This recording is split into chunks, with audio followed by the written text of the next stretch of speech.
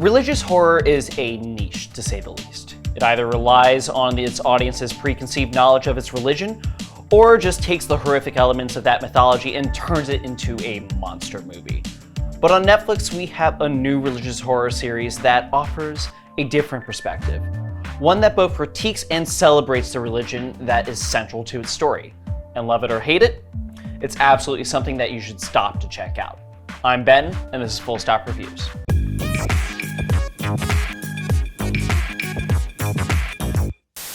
Hello everyone, I'm Ben, and today we are going to be talking about, yes, Midnight Mass on Netflix. You know because you already saw the video.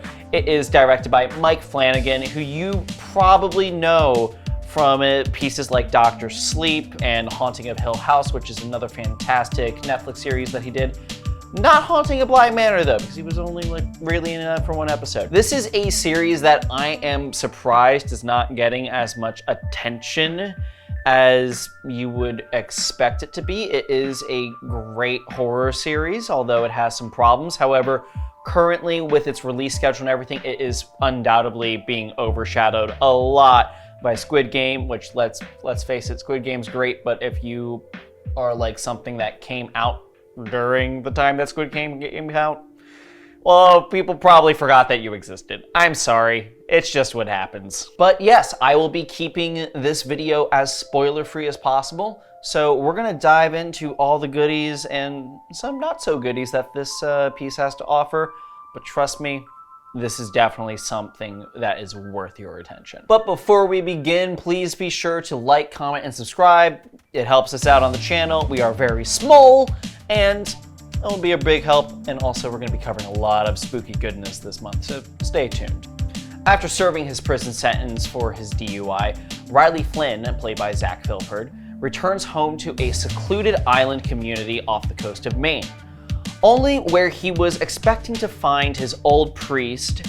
Instead, he comes back to find that a young man has taken his place, Father Paul Hill, who can seemingly perform miracles. Now, that synopsis might not seem very spooky, and rightfully so. The horror in this show doesn't really use the normal methods that you would think of with like, jump scare, or oppressive atmosphere, isolation, even though that does really come into play much later with the horror element of everything, but it doesn't rely on it. Instead, everything kind of lets itself be a little bit more slow burn.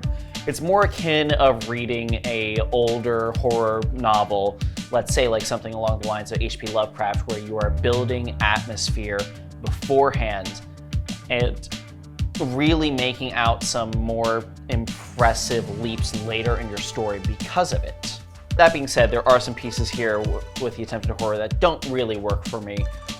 There are some moments of people being hidden in the background that just really kind of fall flat. There's one scene in the first episode alone where there's these really bad CGI cat eyes that look very mechanical. Definitely took me out of it a little bit. But what does work is the impending dread that we feel as this progresses. Every episode unfolds a layer of mystery, and each layer of mystery further dooms the inhabitants of this island. We do not know a ton in the beginning. It's really by the end of the third episode that it's kind of spelled out for us what the situation is. But even then, it takes a while for us to even figure out how to combat it, and if it's even something that can reasonably be combated. You may have heard or seen of a really tragic animal death that is in this. Not my favorite, but very scary.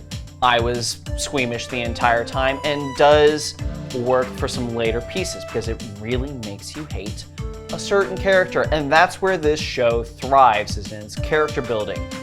And really, the character building is what allows the horror to be so horrific. To start off, again, we talk about this character, Riley, who is our main character from the get-go. And everything opens up with him, and we are given these somewhat scary images of his guilt, but really that's where his arc comes from, is how his guilt manifests, and along with that, how his guilt leads to him abandoning his faith. We also have Aaron Green, played by Kate Siegel, and she plays a soon-to-be mother with, frankly, just everything to lose. We have Sheriff Hansen, who is a Muslim father whose son is considering abandoning their faith. Oh my god, I forgot the name of the actor on that. I'll throw that down and I'll throw that into the lower third. It's fine. He's a phenomenal man. Everyone's extremely well written. Down to the point where even some of the most unlikable characters, Father Paul Hill, the person who brings this doom upon the island, you can't help but still kind of love him at the end, because ultimately he is still a sympathetic character. But there is one character that you don't really like too much. Her name is Bev Kane. I'll leave it at that. Terrible person. She comes off a little bit too evil at times, almost mustache twirly, but they're in a realistic way. As in, this is an incredibly small island with not a lot of people, no real elected officials, and she kind of takes that de facto role as the key manipulator. You learn very early on that she has had this history of using the church as a way for her own sort of personal gain, while also still remaining an absolute religious zealot and a terrible human being the entire time. But to me, one of the things that ties all these characters and the horror together is the religious aspect of it. Each character has a complex relationship with their faith, which is one of the reasons why this show works so damn well. It becomes very obvious by the end that this show doesn't just serve as a damnation of religion or just an outright embracement of it. It serves as both. It is both a critique and celebration. Now, to be exact, it serves as a critique of organized religion and a celebration of spirituality. Now, we can see this critique very heavy in the way that the horror is implemented and that sense of dread that I was talking about unfolds. We can tell by the end of the third or fourth episode that the church and the cult-like mind that is going on behind it and being manipulated by certain characters is what's going to ultimately lead to the cataclysmic event on this island. There's the cult-like behavior that we expect. There are people that take advantage of people's faith and spirituality in order to meet their own needs. And all that we know early on is that something really, really dangerous is happening within the church and within the Father, but we just don't know what. Now, despite all of that, it's really the celebration of spirituality that I find the most gripping and the most mesmerizing about the writing here. Because each one of these characters and their relationship to their spirituality, no matter what form, mind you, it doesn't have to be Catholicism. We see celebration of Islam here, and we also have some ideals that are on the line of hopeful nihilism or atheism that do work very well. And each of these characters in their very tightly held worldview or spirituality really acts as kind of a guiding compass in all around kind of a good way, but you could also argue that it leads them to their true selves and acts as a guiding light. Because we do see characters that do bad things based off their spirituality, but it's a lot more based off a herd mentality instead of individualism, which, as someone who previously grew up in the church, I very much I appreciate it. I appreciate it. And this idea and technique really does extend into the whole climax of the show. It's a masterful use of themes and controlling idea. I should probably do a video on that sometime. We'll see. Now, for the rating on this, I love everything that it's trying to do. I really do. And it's a complete success on so many levels, but ultimately, I still have to give this a yellow light. Do I still think that it is 100% worth checking out? Absolutely. Do I think it's for everyone? No.